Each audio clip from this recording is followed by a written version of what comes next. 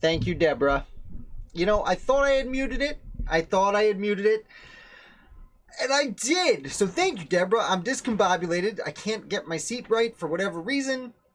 But we're going to do this. It's going to be a lot of fun. So thank you guys so much for coming. As you can see, there's a lot of changes being made. I'm trying to make it as much fun as I can. Of course, I am very much a little bit tardy here. But we are going to... Where am I? Set this up. There's a lot, and I will get into it later as people show up for trivia. There is a lot going on that I am trying to get done for this. Oh, let's do it. Let's do 20 minutes. There we go. We have 20 minutes until trivia. We are going to do a week in review. So if you're here for the week in review, that's probably important because that's how we are going to figure out most of the questions here. Again, sorry about being discombobulated. I was just finishing up the questions as quick as I could. I put all this work in, trying to make this a lot of fun for everyone. And of course, I've thrown myself off doing so. But that's okay. Why don't we talk a little bit about the American Revolution before we get into trivia? So I do have to bring this up, which I forgot to move over here. I'm trying to get the hang of everything. And I will eventually. So I also, because I was putting so much work into this, I actually missed 2 founders this week. I've missed 2 founders in the last 3.5 years. And in this week, I missed 2. So I do apologize for that. I'm really embarrassed by it. Unfortunately, my spouse had a friend who has a relative that passed away, so she had to leave town kind of last minute.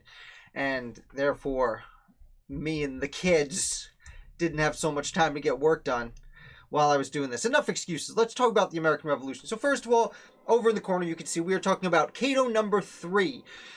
Cato number 3 is an interesting anti-federalist. He kind of covers a general anti-federalist sentiment that, A, the Constitution's too big. A republic can't exist in a place this big. It's just too much. Too many people, too far apart. It can't happen. It's the distance will separate the people. He points to the idea that Republican government, like I said, can only work on a small scale. Many of the troubles the states were having at the time, he estimated, and again, Cato was probably governor of New York, George Clinton. He estimates that the reason is they probably don't have enough people coming. I'm sorry. They're already too big. Like the Shays Rebellion in Massachusetts, he blames on Massachusetts already being too big. The Constitution put people too far away from their people, from their representatives, and additionally, he actually attacks the South. There's a fun quote here. He references he's talking about the South. He talks about their quote passion for aristocratic distinction where slavery is encouraged. So he's talking about, if we accept the Constitution, there's a lot of people in Virginia. Virginia's going to have a lot of power, and South Carolina is going to have a lot of power in this government, and they certainly don't seem to fall in line with our ideals up here in the North. He asks, quote, will these men, therefore, be as tenacious of the liberties and interests of the more northern states where freedom, independence, industry, equality, and frugality are natural to the climate? Now, I don't know if things like freedom and frugality are natural to northern climates, but of course I don't think he means precisely an actual climate. He means the climate of feeling at the time. What's really important about Federalist number 3 is the response. Not only does Alexander Hamilton respond directly in, I believe it was Federalist number 8, where he's rebutting Cato's references to Montesquieu, who was a popular political thinker at the time. He also goes on to essentially... James Madison's number 10 is one of the most famous most famous Federalist papers, and he writes it essentially in response to this paper. So that's really what's most important about Cato number 3. So we are going to move on now to our second founder. Whammy, there he is, John Langdon. John Langdon, and I realized the counter stopped, didn't it? Okay. I haven't been able to add Cookie, no worries. I was a little late myself. Thank you for coming. We're doing our review. Please ignore the counter in the corner. As you can see, I've made a ton of changes. The counter, I just went to Google's counter and put a screenshot there, but as soon as I clicked off the screen, it stopped moving. So sooner than that. Anyway, we're going to talk about John Langdon. We're just running through our week in review so we can know what the questions are going to be about. Hopefully they will help us later. Now, John Langdon does many great things. He ends up being a signer of the United States Constitution, a multi-term governor of New Hampshire, a delegate to the First Continental Congress. But the article I published this week, and the discussion specifically is about the Battle of Fort William and Mary. Night, bud. Had a visitor. Battle of Fort William and Mary is extremely interesting. So here's the framework. Paul Revere goes on some famous rides in his life. Interestingly, you know what, now that I'm thinking about it, I'm a little confused as to why your comments did not come up in the corner there, but they didn't. Anyway, this thing right here next to me, that's where your comments are supposed to show up. So, I don't know. We'll see. Anyway, Paul Revere has many famous rides. Let me say that again. Paul Revere has one famous ride. He should have many famous rides. He went on a whole ton of rides. Oh, there it is. Styling back then was really interesting. Yes. Paul Revere would, one of his rides that's, again, not so famous, it was called the Portsmouth Alarm. Portsmouth Alarm was when Paul Revere rode to Portsmouth, New Hampshire. Interestingly, it shares a lot of the similar aspects to what would happen at Lexington and Concord. Now, this was December of 1774, so just a few months before Lexington and Concord and just after the First Continental Congress's boycott of British goods began. Much like would later happen at Lexington and Concord, it was Paul Revere on horseback. He rode to warn that the British were coming, and he rode to warn that the British were coming to take gunpowder from the local militia. Now, it turns out this wasn't actually true. They did consider it, and that's why rumors got around that it was happening, but General Gage in Massachusetts never actually sent any soldiers or ships to take the gunpowder from Portsmouth, New Hampshire. That being said, Paul Revere arrives and says, hey guys, this is about to happen. And John Langdon, who was already a leader of militia and a leader of the local community, well, he goes and he gets a drummer and they drum their way through the streets of Portsmouth and they say, come on, we're going to go storm William and Mary, Fort William and Mary. It's a very lengthy title for a fort. It was just up the river from Portsmouth, New Hampshire, and they went across, the Patriots went across and attacked it. It was only manned by 6 people at that point, but the soldiers, being British soldiers, did put up a fight. They shot at the crowd. Fortunately, no one was injured. But even once a crowd of about, I believe it was 300 people, and John Langdon's only 33 at this point, but I believe it was 400 people storm a fort with 6 people in it. And those 6 soldiers put up a fight to the point where they were like throwing fists when the Patriots arrived. Now, the Patriots obviously won that fight. They were seriously outnumbering them. No one was seriously hurt except a few bumps and bruises. But Langdon then removes the gunpowder and most of the ammunition, the powder, and weapons from the fort so the local militia, the Patriots, could have it instead of giving it to the British.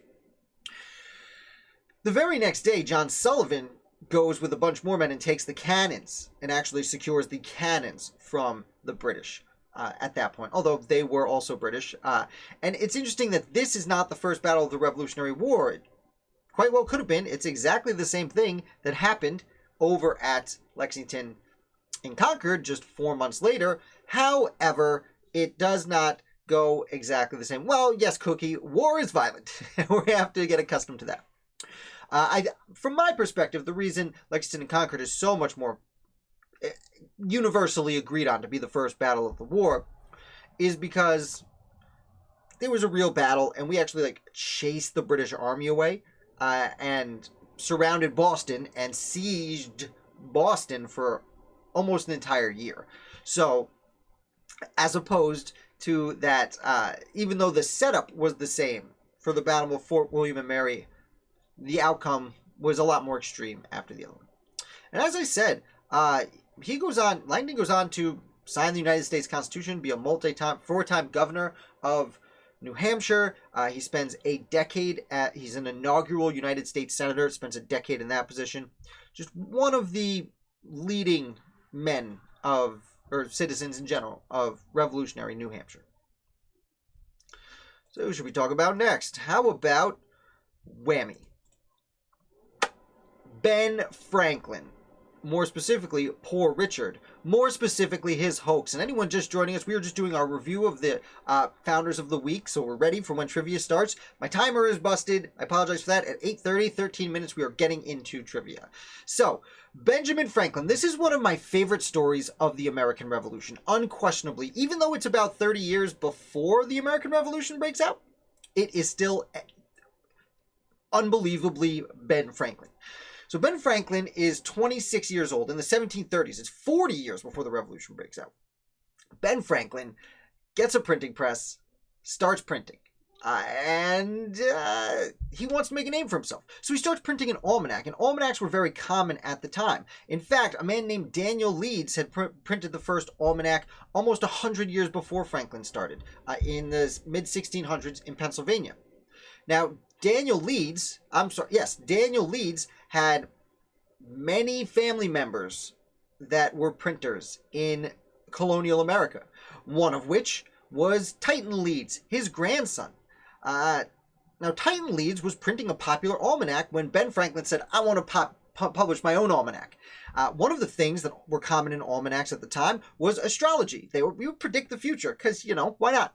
Ben Franklin obviously thought he could predict the future. So when he published the first edition of Poor Richard's Almanac, Poor Richard's Almanac is pretty famous, and he published it under the pseudonym Richard Saunders.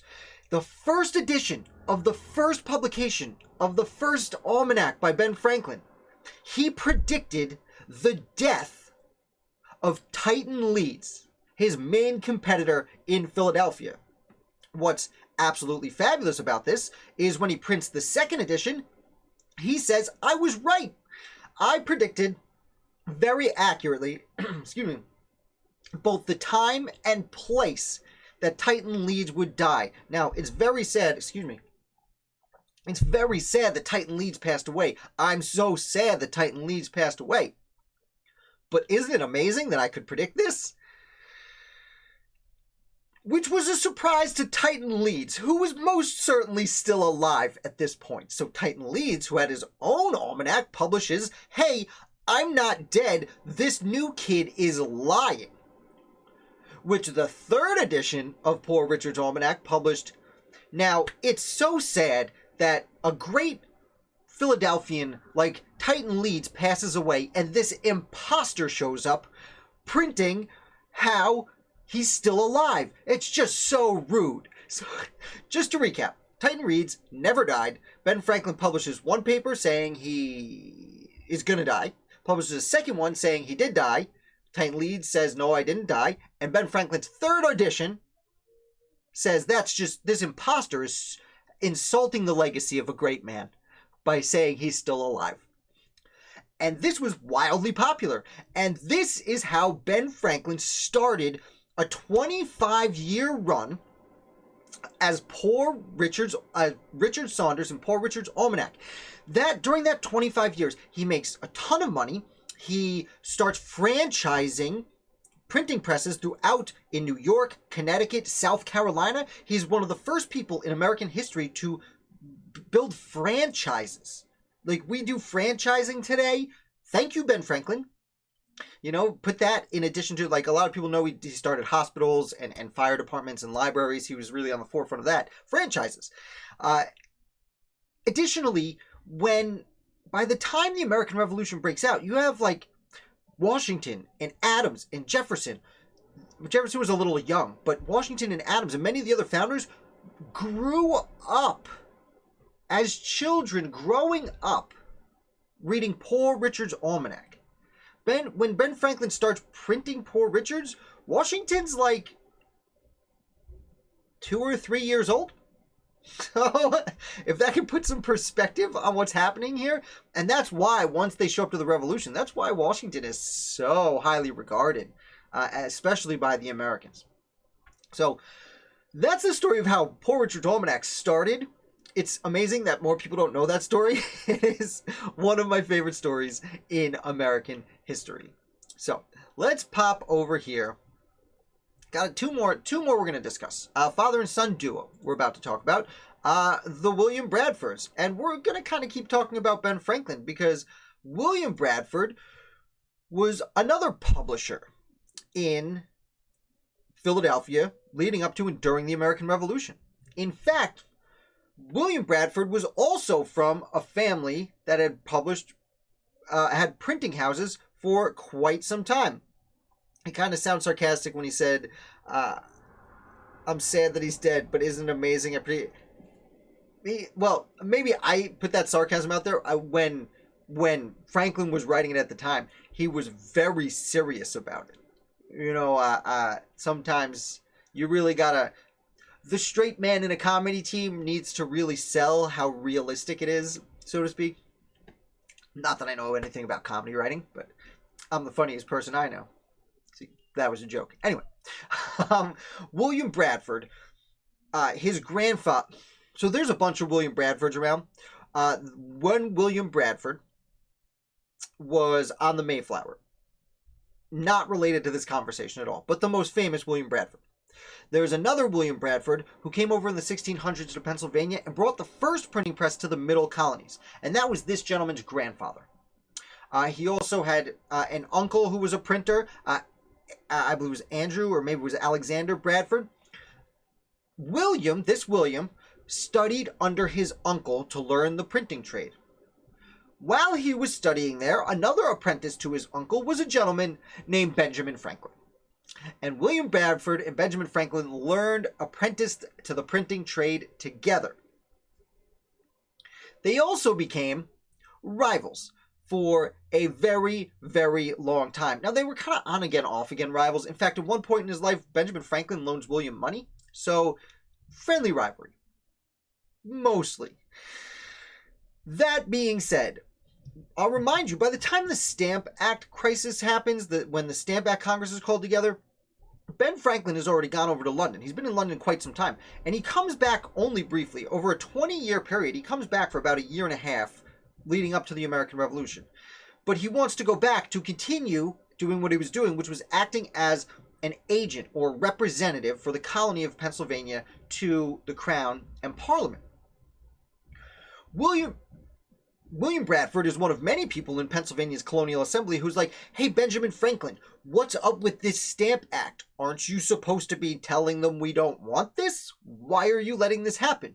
Additionally, Ben Franklin, it sounds like you make a lot of enemies over in London. Why are you doing that? If they're your enemies, they're not going to listen to you when you want to stop the Stamp Act. Now, the enemies would probably come in handy later. At this point, there was an article published in the Pennsylvania Journal, which William Bradford started a rival paper to Benjamin Franklin called the Pennsylvania Journal. And this publication was probably written by John Dickinson, actually, who's another revolutionary with Benjamin Franklin later on, about 10 years after this. They published this thing that's asserting, like, Ben Franklin is terrible. We need someone new representing us over in London. Ben Franklin's doing an awful job. They even incorrectly kind of indicate that he had a role in creating the Stamp Act. Now, even when Franklin still is elected to go back overseas and go to... Anyone just joined us? We're just wrapping up our review of the weeks, getting into the questions in 4 minutes. So I gotta hurry up. Franklin went back overseas, ends up becoming a patriot, sailing back. By the time he sails back, the First Continental Congress is already over. When the First Continental Congress was called into session, William Bradford was hired as the first publisher of the First Continental Congress. Now, he doesn't get a lot of the famous documents, but he does print the Articles of Association, aka the Continental Association, which established the boycott against British goods. He's also the one who published the letters that were sent over to England to ignite the grievances that the colonists had. Additionally, William Bradford started what was called the London Coffee House. This was actually done about 20 years before the First Continental Congress, but the London Coffee House was in Philadelphia, and it was a place for merchants and traders to buy and sell goods and discuss all sorts of politics of the day. Do want to note, they did not only sell slaves there, but it was a place that they would unfortunately review slaves. I don't know how to say it, analyze slaves and their value, which obviously their idea, not mine. William Bradford joins the war. He actually serves as a colonel. Now, I understand that he was the one in charge of Fort Billingsport. I got a little pushback online from this week about another gentleman who had possibly a higher role, but I'm not entirely sure if the other person whose name escapes me was actually there, despite being a higher rank. Bradford was serving the Pennsylvania militia. He was at Fort Billingsport, which is outside Philadelphia, when the British were coming to take Philadelphia. He is severely outmanned, and he ends up burning the fort and leaving so that the British can't have it. Okay, and with that, in 2 minutes left, we are going to talk about our last founder before we start rocking and rolling through trivia. And it is William Bradford Jr., as you can see next to me, the son of the person we were just talking about. I told you there were a lot of William Bradfords, and this is the junior one. The fourth one that I'm aware of. Now, this one has a big role. As you see next to me, he ends up being the second Attorney General of the United States. He graduates Princeton just as the Revolution is breaking out. Actually, a classmate of James Madison, who he becomes lifelong friends with. He joins the Pennsylvania militia as a lieutenant colonel, but is quickly assumed into the Continental Army by George Washington, who brings him in as a deputy muster master general. Now, a muster master general is the person essentially in charge of taking attendance for thousands of people around North America. I know taking attendance is a childish way to put it, but that is kind of what he's doing. Anyway, so that is the timer. Excuse me 1 second here. Let's see. Okay, so my timer that doesn't work down there, that was what was going off. Anyway, made a lot of changes this week, as many of you may notice. For the next week, it's going to be even better. All the kinks will be worked out, I assure you, including a timer that works more appropriately. There, over there. It's down there. Anyway. 24 years old, this gentleman leaves the Continental Army and studies law and is very quickly named Attorney General of Pennsylvania. And he would spend a decade in that position before being promoted to the Supreme Court of Pennsylvania while still in his 30s. It's interesting because while he's in the Supreme Court of Pennsylvania, he's hired as a lawyer to go over and he is the prosecutor in the first court case ever held in front of the Supreme Court of the United States. A case known as West v. Barnes, which had to do with payments and things of that nature. Unfortunately, for something to go to the Supreme Court, it doesn't just go there. You have to go through appeals, and you get to the Supreme Court. West v. Barnes was one of those appeals. Bradford loses his case on a technicality because he only had 10 days, his client only had 10 days to submit his appeal. Now at this point, the Supreme Court of the United States was meeting in Philadelphia, and West was his client, lived in Rhode Island, and only had 10 days to get to Philadelphia to file his appeal. And he didn't get there in time. And that's why they lost the first court case in Supreme Court history. And that is actually one of the arguments of anti-federalists before the Constitution was ratified, is how are we supposed to get people, if we are being tried for a crime, how are we supposed to get people to Washington, D.C.? Now, or Philadelphia, or whatever the capital was. They didn't know at the time. Because of what happens in the very first court case in Supreme Court history, they quickly make adjustments to make it easier for people to file appeals. Not necessarily easier, but whatever. Quicker. And I am a minute overdue. We'll finish up here. This guy marries a daughter of Elias Boudinot, who's a really important American founder from New Jersey. And he was so impressive to George Washington after all these years that when Edmund Randolph, the first Attorney General in the history of the United States, takes over as the second Secretary of State in the history of the United States when Thomas Jefferson leaves, William Bradford is then brought in as the second Attorney General in the history of the United States. And he holds this position for almost 2 years, but unfortunately he falls ill and he passes away at just 40 years old, still during the George Washington's right at the beginning of Washington's second term. That is the story of William Bradford Jr., who is ready to play some trivia. Here's the new screen.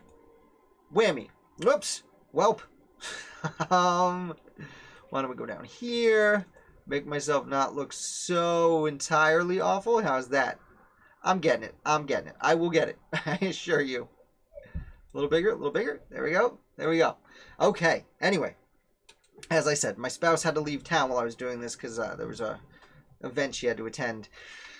Now, real quick, there is a lot of new stuff going on here, and only some of it has actually been started.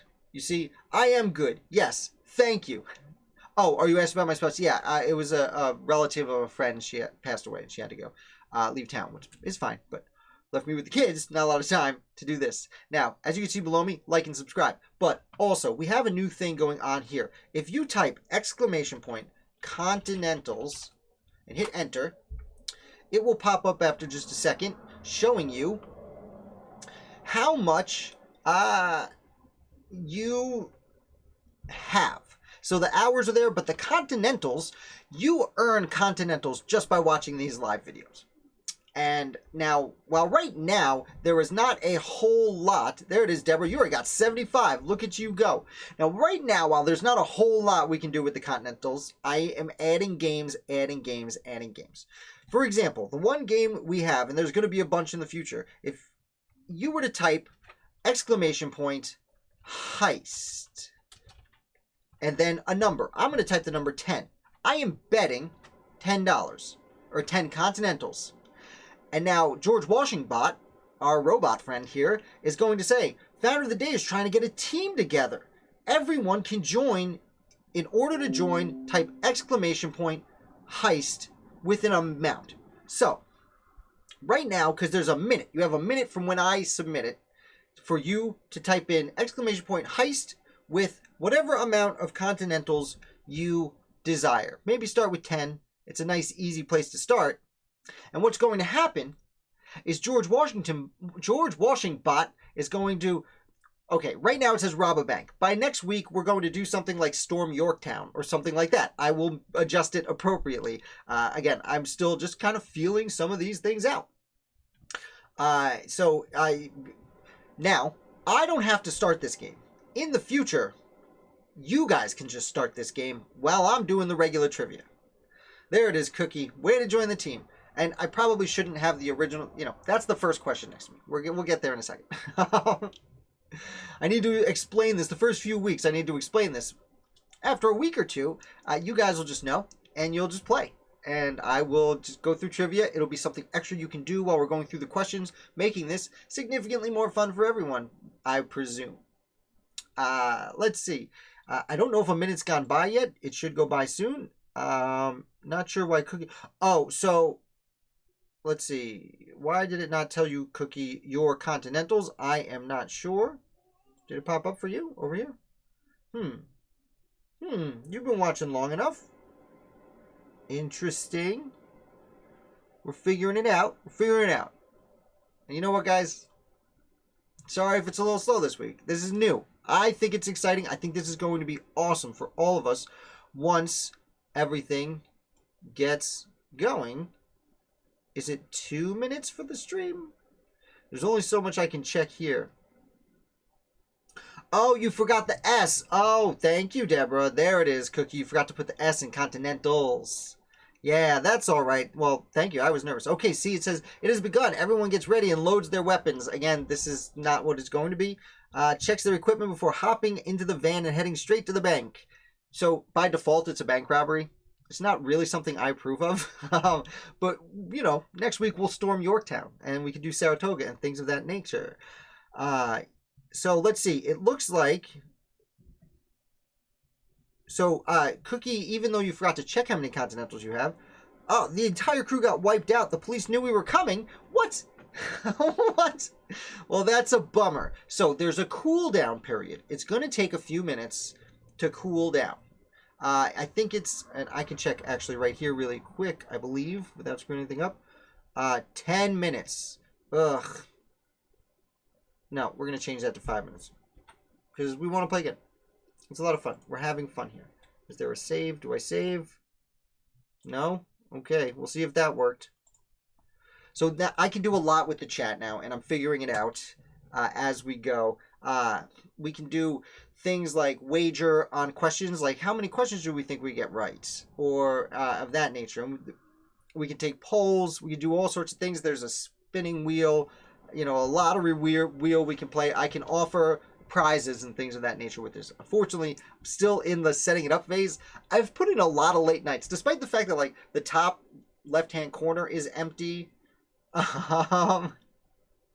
Yeah, there's always a cooldown period. The reason for that is like we don't, once this gets to be the most popular channel on YouTube, which will definitely happen, we don't want people just like doing it. So even when you put in your Continentals check, you got like 2 minutes before you can do it again, because we don't want people, it's called spamming, and we don't want people to like fill up the chat with just that, especially when we're going to be playing trivia. Which, you know what, we might as well do now. Hey, there's a question on the screen. Madison's Federalist number 10 was written in response to what anti-federalist author or paper? So why don't you guys let us know while it's cooling down. Let's see about that. And the cooldown is only 5 minutes, so at 42 we can play again. There is another one called Duel. If you guys type exclamation point. All right, Deborah coming through with an answer. Let's see. Cookie, will give you a second. Anyone else watching? You want to pop in? Give us an answer. That's what we're here for. This is why I need a countdown, so I can put a countdown on every question and then give the answer. It's coming. It's coming. I swear. It's just a lot of tedious computer stuff I have to do in the background. Getting it set up. Like making myself smaller. I feel like I'm too big. I'm right in the face. There we go. I just need... All right, close enough. Close enough. Yeah, so there are other countdowns. I want to put like a countdown for each question to just keep things moving along. Let's see. The answer is Deborah, Cato 3. Thank you for watching and paying attention. Written in front of it. My brain's not done frying it. So there's another thing that you guys can play where you can challenge someone to a duel. For example, Deborah, if you type in !challenge space cookie, then you will challenge Cookie to a duel. And I forget how to accept. Commands. All right. Oh, no. Okay. Never mind. I'll get that all done. I want to get that all in the thing at the bottom for next week. So, like, you can just look in the description and figure out how to play the games. Probably easier. Let's go to the next query here. Oh, get that out of there. What was the Portsmouth alarm? Okay, so, Deborah, for Duel, you would type exclamation point. Yes, Cookie, you will fight to the death. Deborah, you type exclamation point challenge space Cookie's name. Cookie. So...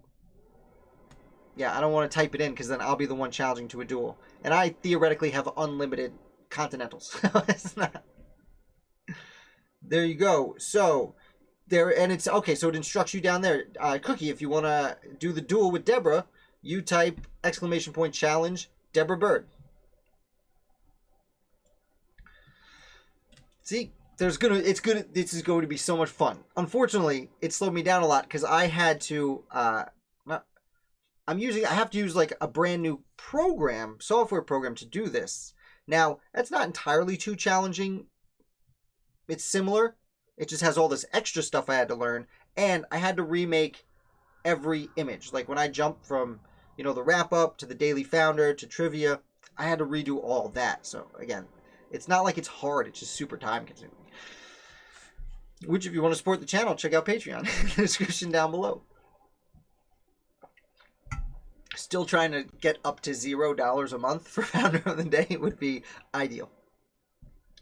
Okay. Okay, looks like Cookie accepted it. We'll see what they have. While you guys are at it, if you want to let me know what the Portsmouth alarm is, that's what I am here for. And I am still also getting the feel of everyone live. There's a third person watching. Thank you for watching. I think. Unless it is me. It might be my robot friend. Alright, challenge, yeah. I will probably change that to something easier, like Duel. I don't know why it's .duel, because that's what it's called, Duel. Deborah, yes. It was a less famous ride of Paul Revere. One of Paul Revere's rides to New Hampshire. Alright, let's do question number 3. Name a Constitution signer from New Hampshire. There are 2 and only 2. That's a tough question. But it's good. Yeah, as you can see, I got the thing rotating in the bottom screen down there. I got that. Cookie didn't accept the fight. Oh, let me see something here. Thank you for participating, guys. I know there's 2 of you, and this might be boring. Cost 50. Oh, a duel costs 50 to jump in. And Cookie, we don't know how much you have yet. We don't know how many Continentals Cookie has. But you know what? I'll tell you what. Let's bring that down to 20, because Cookie, you've been watching long enough. Every 5 minutes you get 5 Continentals right now. That might change in the future, but you might not be watching for 50 minutes, because this has only been going on for less than that. Yes, 39 minutes. So, I'll tell you what. I brought the cost down to 20. If you guys want to try again. It is now more affordable for you. Also, if you want to let me know who the Constitution signer was from New Hampshire, that would be fantastic. Yeah, so go ahead and try again.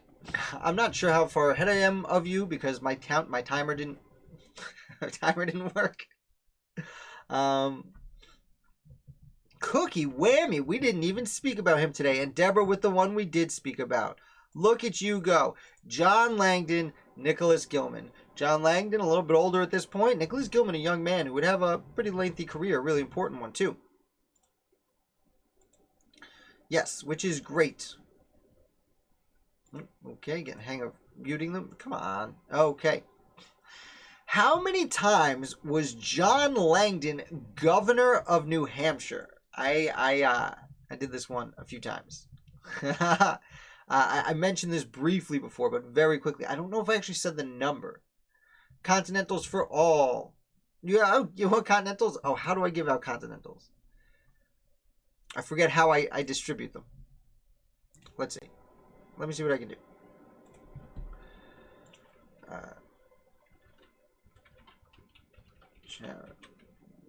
Oh, give currency. Okay.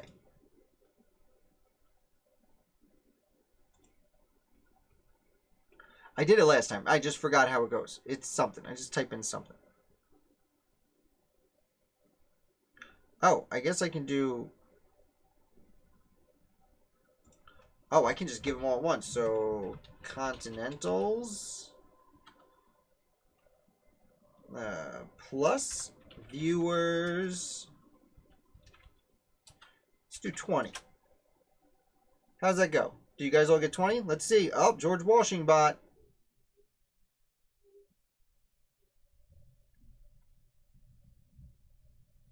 What? Nope, that did not seem to work. What if I can do them one at a time?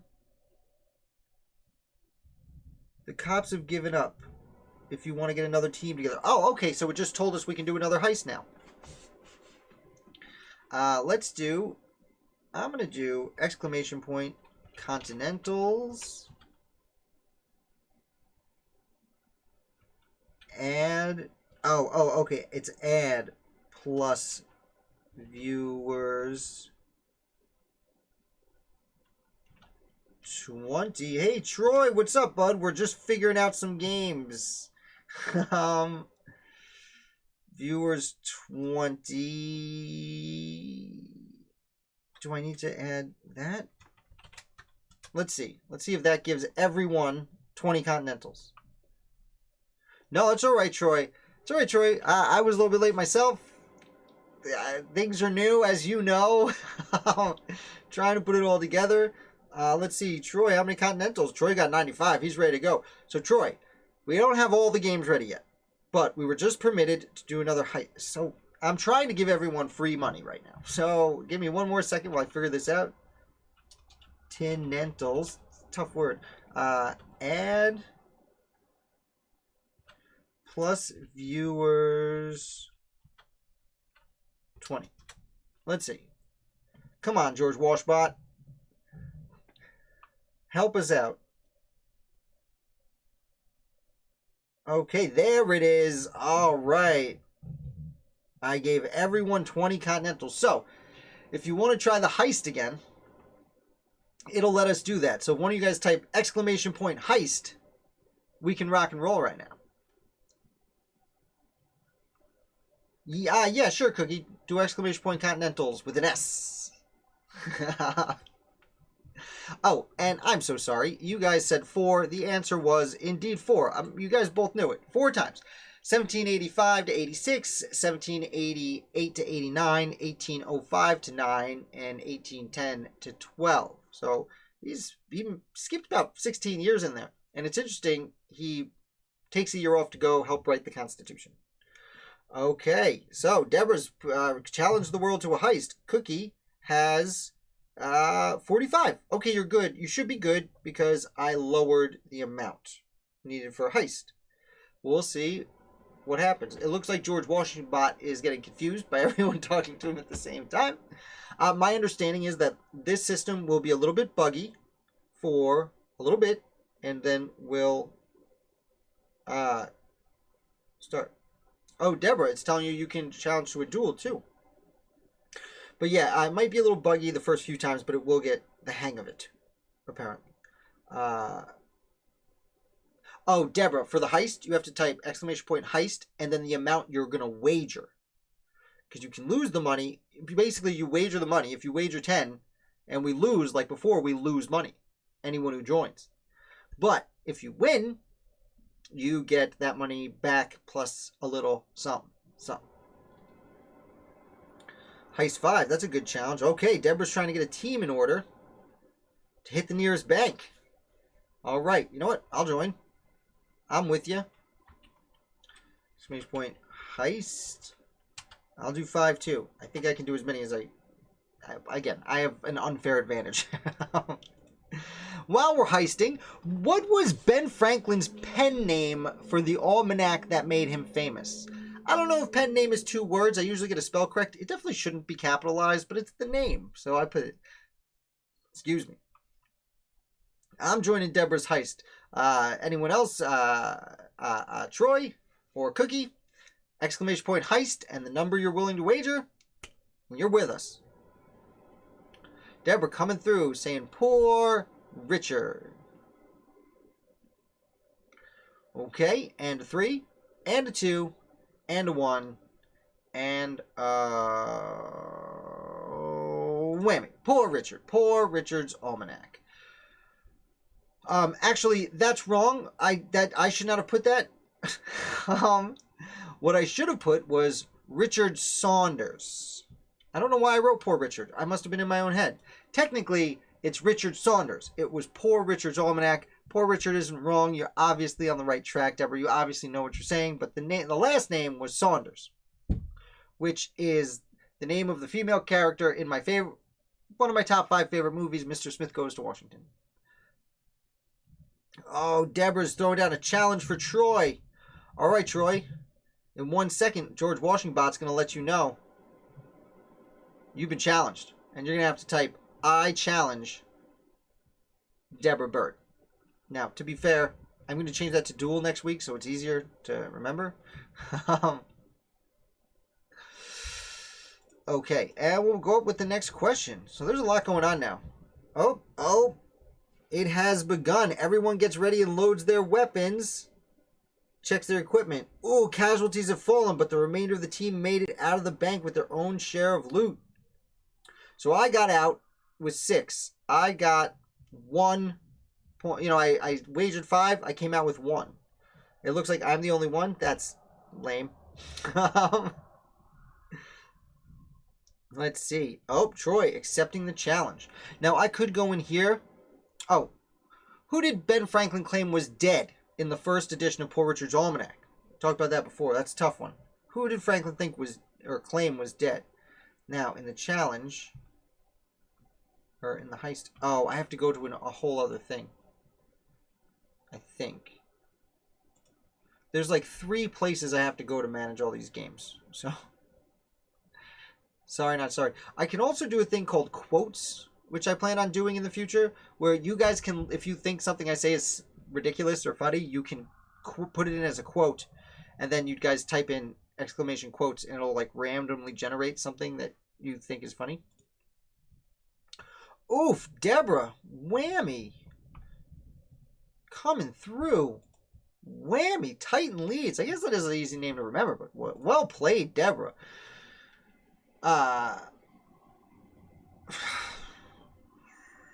Don't know why the challenge didn't happen.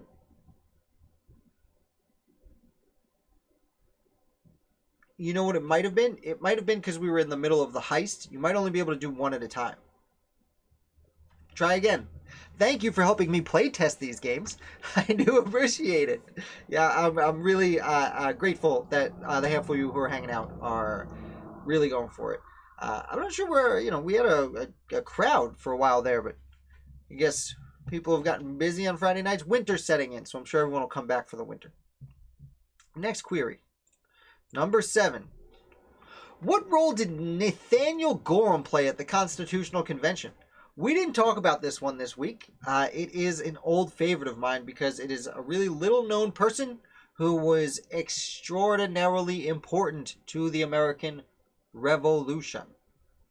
Not the whole Revolution, the Constitution. His position at the Constitutional Convention was so important that I will bring it back up as a question every once in a while because he's just one of those forgotten founders that really should be remembered. Again, WashingBot doesn't want the challenges to go through. As I said earlier, my understanding when I instituted this program is the first 5 times you go live, WashingBot is going to have some problems. In the future, it should go pretty swimmingly. That being said, I'm not necessarily tied to the name George WashingBot. In the future, I could do a poll where you have to pay Continentals to vote, and we can choose George WashingBot's actual name. I mean, now that I'm talking to him, I like George WashingBot. But we'll see. Oh, let's see here. Okay. Okie dokie. There is also still the question on the screen. What role did Nathaniel Gorham play? I'm glad that they disappear pretty quickly over here with the comments on the side. You like George WashingBot? I call my washing machine George Washing Machine. I should probably get a sticker for that. Chairman. Yes, Cookie. He was a chairman. What was he chairman of?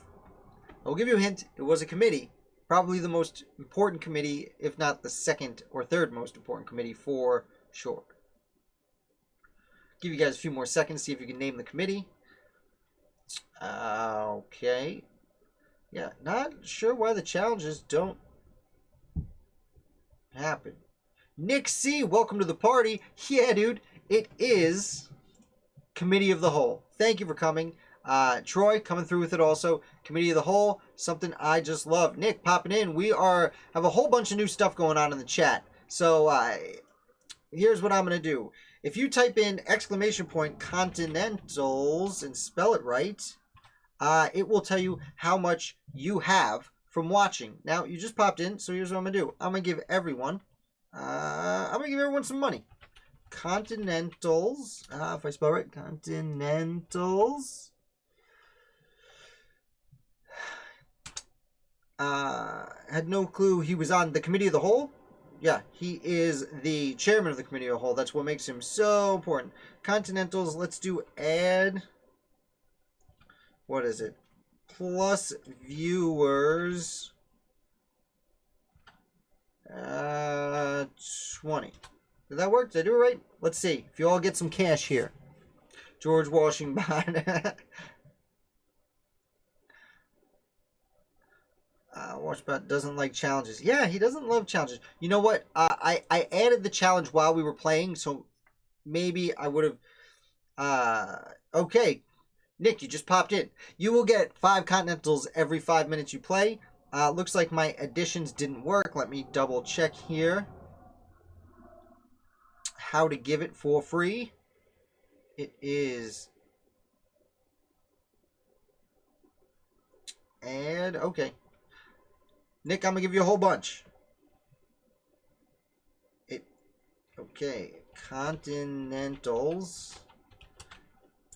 Add Nick C. Let's give you 30 so you can come play with us. That should work. There it is. Now you got 30 Continentals. So, we're waiting for the heist to cool down. We can do another one. Yeah, you know what? I made some changes, but I guess because we were already live, the changes I made. Anyone watching now, this is an experiment. This is a whole new screen, a whole new setup. These new mini games in the comments, this is all new. So thank you for your patience here. Let's give you another question to think on, and I really appreciate you guys playtesting it with me. Who was the first official printer? Who was the official printer for the first Continental Congress? Yeah, that's the thing. So I shortened the cooldown time to do the heist from 10 minutes to 5 minutes, but it still seems to be taking 10 minutes. I added the duel, but because we were already live, it must not be syncing up. So it is added. It will be there next week. Next week we will be able to take bets on certain questions we ask. I don't know if next week I'll have it, but eventually I'll have giveaways with lottery. There's a ton of stuff I can do. I just need the time to get it done. As I was saying earlier, the timing, adding all this cool stuff, I had to change software programs I used to shoot these videos, and therefore it took a little bit of extra time. I do see Nick coming through with Dunlap. In a minute, there is like a boss battle game, so we can like attack King George. I'm not entirely sure how it works out, but essentially we can all spend points on getting rid of King George, and then whoever pays the last price for King George becomes King George. All right, Don Dunlap got more Dunlaps. Oh, Troy, you just got here. Signed in from the restaurant. If I could be discreet, good vibes. All right. Thanks, Troy. Yeah, you always pop out for dinner. Okay. Sorry we do this at dinner time. I live in New York. It's nighttime here. You're in California. These things are going to happen. I think you're in California. And the answer is, Deborah's correct. It is, in factuality, William Bradford. William Bradford Sr., though the grandson of another printer in the area. So, the answer is John Dunlap. So John Dunlap is the official printer of the Second Continental Congress. He's famous for printing the Declaration of Independence. William Bradford was in charge of the First Continental Congress. Okay, let's do another question. Got a few more here. A different font. Trying things out. Who was the second Attorney General of the United States? Next week you'll be in Boston. All right. Yeah, that's fun. Deborah, what are you seeing there? That's very exciting. It's all right, Nick. John Dunlap it's great that you know the name. Most Americans cannot say that. It's 8 p.m. in Louisiana right now. It's exactly 9 p.m. Eastern Standard Time. Let's see. Yeah, and I'm going to keep up this routine, I think. 8 o'clock every week, I'll do a half-hour review of the week's founders, which most of the questions will be based on. And then 8:30, we'll cut right into trivia. Next week, my timer will count down appropriately. Nick, William Bradford Jr. Nick is paying attention because it was William Bradford Jr., Second Attorney General of the United States, yada, yada, yada. Did a whole bunch more fun stuff. And sadly, we're already up to our final question of the night, which is, what do you think of the new format? That's right. I couldn't come up with the last question, and I wanted to be cheesy. Please be honest. I can take all the criticism. I could really appreciate criticism. Like, should I be bigger over here? Should I make the comments bigger? I know up in the top corner, that needs to be there. Over in the bottom, under the questions, there's going to be more things scrolling down there. It's not perfect, but unfortunately, a lot of times, it's easy for people in my position doing things on YouTube to lose people's interest. And I do think there are a bunch of people who used to come to trivia that I've lost interest. So this will be a way to keep things spiced up. Variety is the spice of life. We can always do different things. The timer could work. Yes. Problem is to put a timer in, I have to download a separate program, add that separate program here. And then Yes. So the answer is it's got potential, but it needs improvement. Thank you. You know what? I'll run it through real quick. So, like, again, for those of you who are late, this was the screen I was using before when I was going through the review. You know, if you want, I could ask the questions here and have next to me or something of that nature. I will have the timer working next time. This is the screen I've been using for the read along. It's blank here because I pop up a, you know, internet to read through during the live read alongs. And then this is what I've been using for my regular founder of the day every day. They haven't looked great. I've improved the lighting a lot. That was a big deal. For whatever reason, my cheeks are super red in this lighting. I'm not entirely sure why. I know the first few times I was nervous that you guys would see it and not like it, so I was blushing. But right now, I'm not. I'm normal. I just look like I have the reddest cheeks in the great wide world. And then that is pretty much it. We'll pop back over to trivia here. Scott says, got potential, needs improvement. I thank you guys. We are still waiting for the final heist. If you guys want to hang out for another 2 or 3 minutes, you know what? I'm going to pop back up this because it's just me talking. I think we have 2 minutes until the heist's available. So if you guys want to do one last heist, which you will need 50 for. So I'm going to add 50 Continentals because you guys are being patient this time and helping me a tremendous amount, which I know might not be the most fun thing in the world. But because of that, I'm going to give you guys a whole ton of currency. Let's do Continentals. Continentals. It's a tough word to spell. Add. Let's do plus viewers. Let's do. I'm going to give you guys 30. It's a whole lot, but I want you guys to catch up.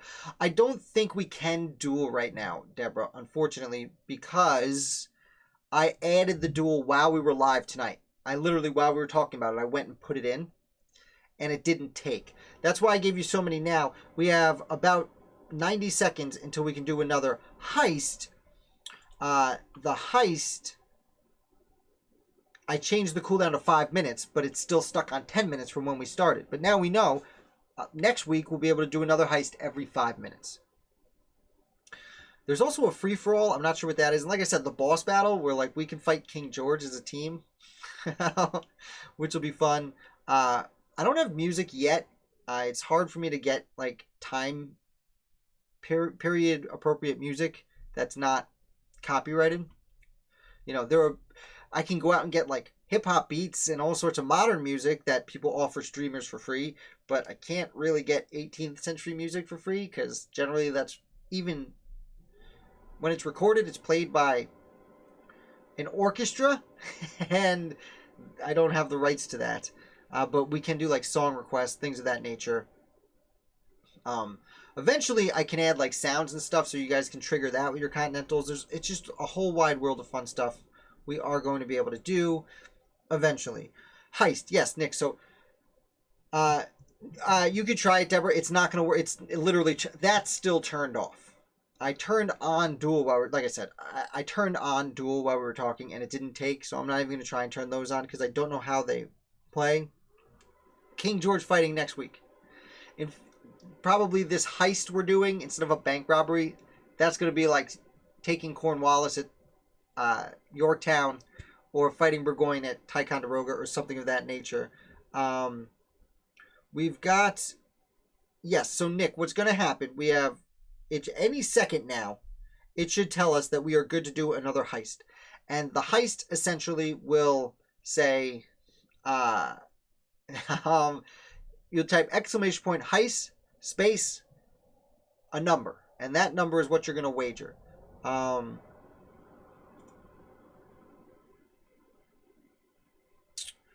no, you shouldn't. Oh no, you don't need anything for the heist. I mean, you just need to wager what you have, and then we'll see how it turns out. Let's see. People are bouncing. That's all right. That's all right. If you guys have not hit like yet, then that would be fantastic. If you are new here, you want to subscribe, that would be fantastic also, because it's a ton of fun. Any second now. Don't know why the heist hasn't popped up yet. Did it come back a while ago? we can do the heist. Oh yeah, we've been able to do a heist for like 10 minutes now. So my bad. If someone wants to get it started, exclamation point heist space number. I can probably get it started for us if I click on the right part. 20. Oh, Deborah's doing it. Okay, so we got 1 minute for everyone to join Deborah in her heist. And we'll see how it turns out. Anyone who's watching, if you've been watching for 5 minutes, then you have 5 and you can wager 5. Everyone else, you could do 1 if you want. I gave you a lot today, Cookie, and you've been watching all day. So if you've been watching for an hour, you got at least 60 plus. I think I gave out 50 before, and then I gave out 20, so you guys probably have a lot. Now, it is going to take a minute, because it is giving, literally a minute, because it's giving everyone 1 minute to join the team. Again, it's not going to be a heist next week. I will let you know what it is. Oh, Cookie is trying to get a crew together for a treasure hunt. Streamlabs. I don't know if it... So what's interesting about that is Streamlabs is the software I'm using to do this. Okay, so Deborah started 1. And then it let... Oh, wait. Let me see here. Let me see what's going on. Thank you guys for helping me learn. Thank you so much for helping me learn. No, everyone should be on the same heist. I don't know why that happened. I guess we'll see what happens here. Again, this is mostly new to me, and there was only so much I could test myself. Like, literally, I was, like, signed in on my phone through my, like, personal YouTube that I just use for watching things and not doing anything. And I'm, like, on a private stream, like, playing against myself. And it didn't really work out. Oh, it's begun. Everyone gets ready, loads their weapons, and goes to the bank. Won't be a bank next week. Casualties have fallen, but the remainder of the team make it out of the bank with their own share of loot. Nick comes through after wagering 20. He comes out with 12. So Nick lost 8, and all the rest of us lost all our money. Unless, of course, Deborah's is a different thing. But, well... Oh, no, Nick, because it took your first one. So you made 2. Nick made 2 on top of his original 10. Well done, Nick. The rest of us, not so good. Now, again, these are things I can... Not in this screen. I have to go into another one. Oh, is it telling us? A crew of pirates and raiders check their flintlock. Cookie goes straight to Davy Jones' locker. So for some reason... Cookie was given her own thing by the program that's running this. So I'm not entirely sure what happened, but sorry, Cookie. I'll see you next time. Nick, well done. You're the only one who's won. Again, there's like a few different screens. Some things I could change here, some things I have to go elsewhere. So I can make it the chances of us winning better. And I will do that in the future. Because there's been a whole lot of losses this time. And that's not a whole lot of fun. At least Davy Jones's locker is timely. Captain Cook was alive just leading up to the American Revolution. I don't know about Captain Cookie. But I like that a lot. We shall avenge you. Avenge me. Alright, guys. Well, that should do it for this week. I really appreciate you guys coming and hanging out and helping me figure out all this stuff. I know I've been a little all over the place. I showed up a little late today. It's just so many things. But I'm putting a ton of time in tomorrow and the following day. So come next week, there's going to be a whole lot more fun. Plus the trivia questions. Plus all the founders. Of course, if you're new here, like and subscribe. For those of you who watch live, I do put out daily videos and corresponding articles about each of these founders. Though, like I said, at trivia each week, I will wrap it up. Yeah, it was fun. I had a lot of fun this week. So thank you so much. It will be more fun in the future as well. For now, I am out of here. You are... I do have a sign-off. Do I have a sign-off for trivia? Peacefield. Peacefield. One of John Adams's properties. Oh, I just realized... I'll bring this up next week, too, because Troy's been there for... I used to do the weekly wrap-up separately from trivia, and the weekly wrap-up, I would sign off with Round Bottom, which was a property George Washington owned, and it's a funny name for a property. And I would sign off trivia with Peacefield. So now I got to figure out which one to sign off with. But Nick's already saying Peacefield, so aye to you as well, Nick. Deborah, Cookie, Troy, everyone else who came and hung out, thank you so much. I will sign off now. I gotta put my buttons back in. I used to just have a button. I'd hit a button and sign off. I don't have that anymore, so I have to click it. It's going to be abrupt. I need to change transition times and things like that. So thank you guys. You are amazing. What fun we had, and Peacefield.